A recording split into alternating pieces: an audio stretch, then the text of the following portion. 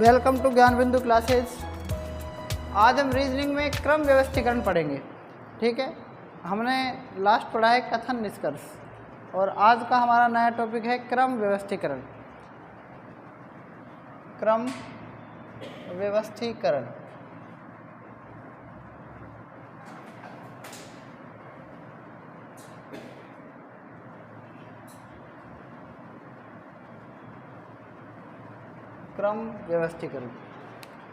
क्रम व्यवस्थीकरण में बहुत सारे टाइप हैं। ठीक है, इसमें जो मेन टाइप होगा वो है आपका आरोही या अवरोही क्रम में, मतलब क्रम व्यवस्थीकरण। ठीक है, तो टाइप फर्स्ट है इसका आरोही व अवरोही।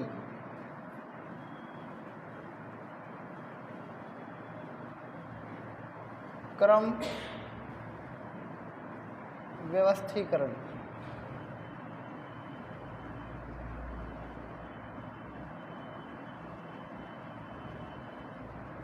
आरोही व अवरोही क्रम व्यवस्थीकरण।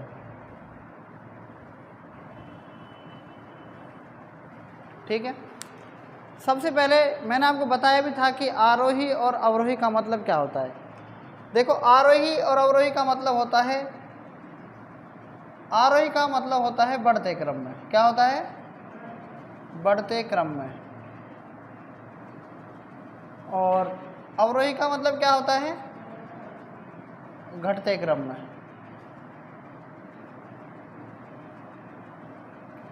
घटते क्रम का मतलब क्या होगा? जैसे 1 2 3 4 ये गिनतियां हैं, ये क्या हैं? बढ़ते क्रम में हैं, मतलब सबसे छोटा फिर बड़ा फिर बड़ा उससे बड़ा। फिर हम उल्टी गिनती लिखते हैं ना, वो क्या होता है? वो क्या होता है? अवरोही, मतलब घटते क्रम में सबसे बड़ा सबसे छोटा, इस तरीके से। तो आप बताओ कि सबसे बड़ा इधर आना चाहिए पहले, फिर इधर छोटा, फिर छोटा, फिर छोटा।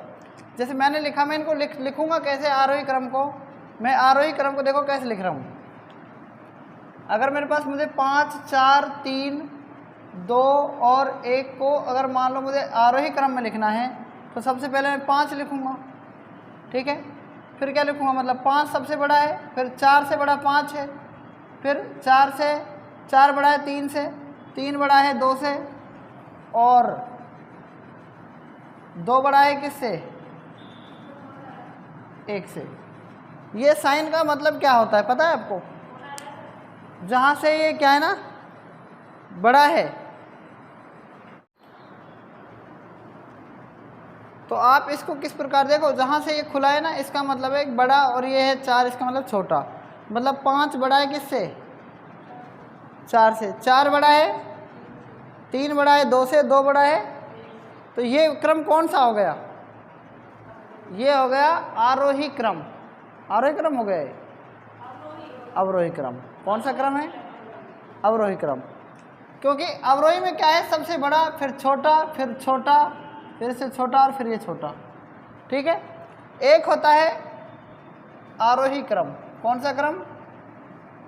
आरोही क्रम में क्या होता है? देखो, अगर मैं इसको लिखूं 1, फिर लिखूं 2, फिर लिखूं 3, फिर लिखूं 4 और फिर लिखूं 5, ऐसे क्रम को क्या कहा जाता है? कौन सा? आरोही। और आप क्या बोल रहे हो? आरोही क्रम। ठीक है, सबसे छोटा 1 और सबसे बड़ा क्या है? 5। तो यहाँ पर हम पढ़ने जा रहे हैं अब कौन सा क्रम? आरोही व अवरोही क्रम व्यवस्थीकरण। ठीक है, तो क्रम व्यवस्थीकरण का मतलब होता है आपको इनको जमाना है ढंग से। तो हम इसमें पहले सवाल पर चलते हैं कि पहला सवाल इसमें किस प्रकार से है। ठीक है, इसमें भी वैसे बहुत सारे टाइप होंगे, तो इसमें भी आप टाइप में लिख सकते हैं। पहला, लंबाई या ऊंचाई के क्रम व्यवस्थीकरण में। ठीक है, पहला टाइप क्या है? लंबाई व ऊंचाई।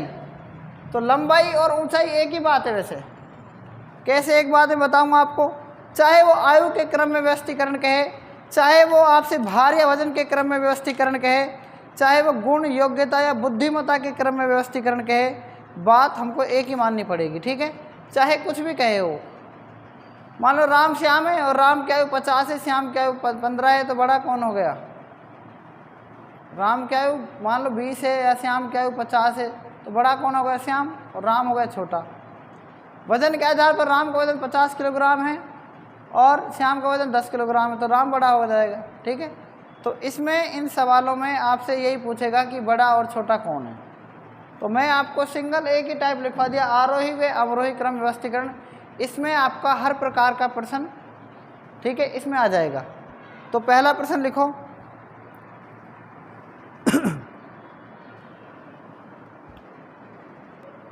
देखो इसमें विपुल किससे लंबा है? देखो इसमें विपुल किससे लंबा है?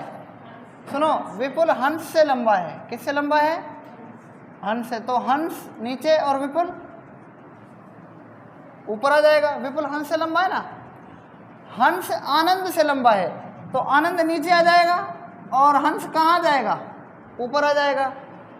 आलोक अशोक से लंबा है। आलोक किससे लंबा है?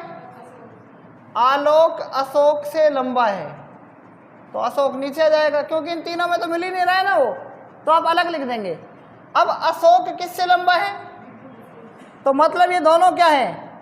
अशोक यहाँ आ जाएगा और आलोक ऐसे कैसे ही, मतलब बात आ गई ना। अशोक विपुल से लंबा हो गया। देखो इनमें से सबसे छोटा कौन है? आनंद। यही आपका आंसर है। समझ में बैठ गया? नहीं बैठे? आपको इसी प्रकार से करना, ठीक है। सवाल पढ़ो सेकंड। एग्जाम्पल 2। सचिन, कमल, अरुण, मोहन और राम 5 मित्र हैं। कितने मित्र हैं? 5। सचिन कमल से लंबाई में छोटा है किंतु राम से लंबा है। मोहन सबसे लंबा है, अरुण थोड़ा छोटा है कमल से और थोड़ा लंबा है किससे? सचिन से। कौन दूसरे नंबर पर सबसे लंबा है? सॉल्यूशन पढ़ो। सचिन किससे लंबा है? सॉरी, सचिन कमल से क्या है लंबाई में? सचिन किससे लंबाई में छोटा है? कमल से। इसका मतलब क्या है? कमल बड़ा हो गया। लेकिन राम से क्या है ये? कौन? सचिन। तो राम नीचे जाएगा ना, मतलब राम से बड़ा हो गया ना सचिन, और कमल से क्या हो गया? छोटा। आगे मोहन सबसे लंबा है। मोहन क्या है? सबसे लंबा है मोहन। इसको लिख लिया मैंने, इससे ऊपर लिख लिया। यहाँ पर फिलहाल कोई नहीं है, यहाँ पर भी कोई नहीं है। क्लियर है ना? अरुण थोड़ा छोटा है कमल से। अरुण थोड़ा छोटा है किससे? कमल से। तो देखो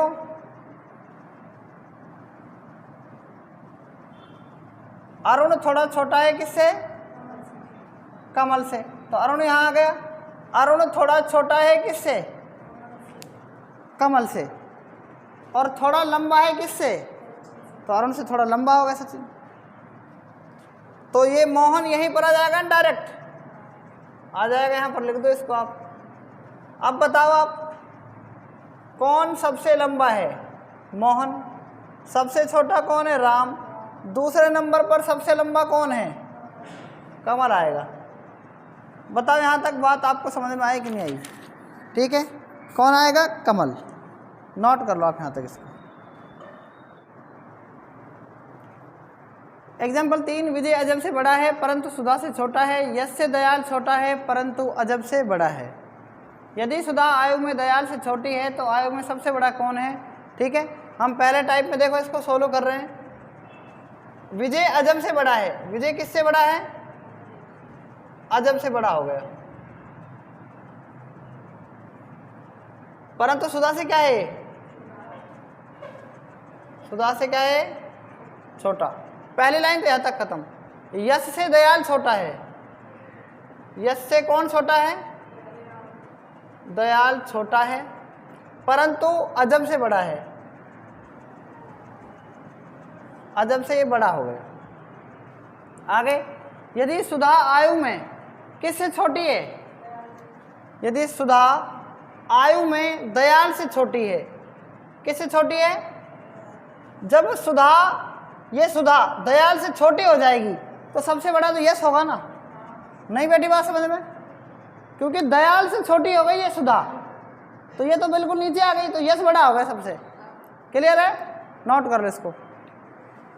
अब देखो इसमें चौथा सवाल, सीता कणिका से आयु में बड़ी है, इला कणिका से बड़ी है लेकिन सीता से छोटी है, कणिका मानस से बड़ी है, सबसे छोटी कौन है?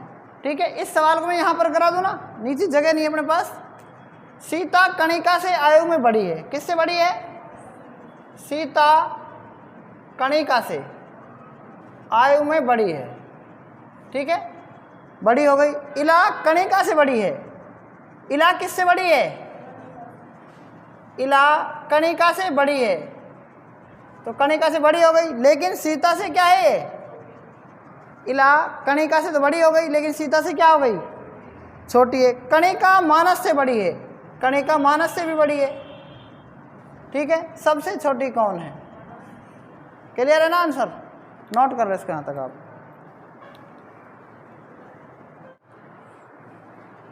अब हमारा 5वां एग्जाम्पल, सुरेश अनिल से भारी है लेकिन उतना भारी नहीं है जितना कि रवि है।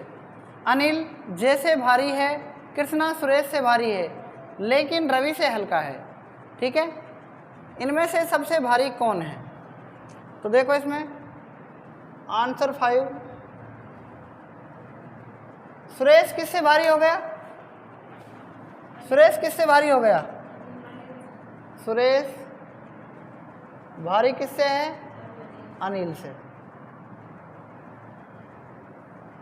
ठीक है, लेकिन उतना भारी नहीं है जितना कि क्या है?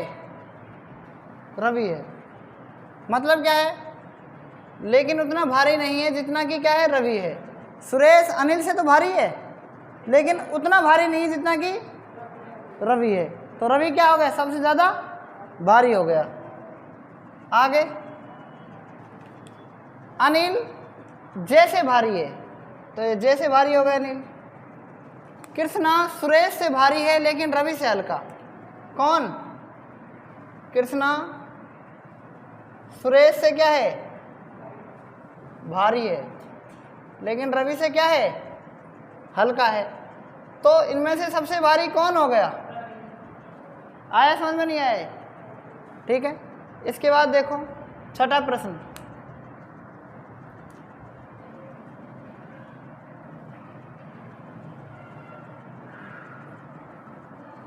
एन एम से अधिक बुद्धिमान है। एन किससे अधिक बुद्धिमान है? एन एम से अधिक बुद्धिमान है। एम वाई जितना बुद्धिमान नहीं है, एम वाई जितना बुद्धिमान नहीं है, मतलब इसका मतलब वाई से ज़्यादा बुद्धिमान हो गया। एक्स वाई से अधिक बुद्धिमान है परंतु एन जितना नहीं है। एक्स वाई से अधिक बुद्धिमान है लेकिन परंतु एन जितना नहीं है, तो एन सबसे ज़्यादा बुद्धिमान हो गया, ठीक है। इन सभी में सबसे बुद्धिमान कौन है? क्या आएगा इसका आंसर? एन आएगा। बताओ, यहाँ तक आपको किसी भी प्रकार की कोई प्रॉब्लम हो तो आप बताएं इसमें, ठीक है। आज तक इतना ही, आगे हम कल पढ़ेंगे। तब तक के लिए धन्यवाद।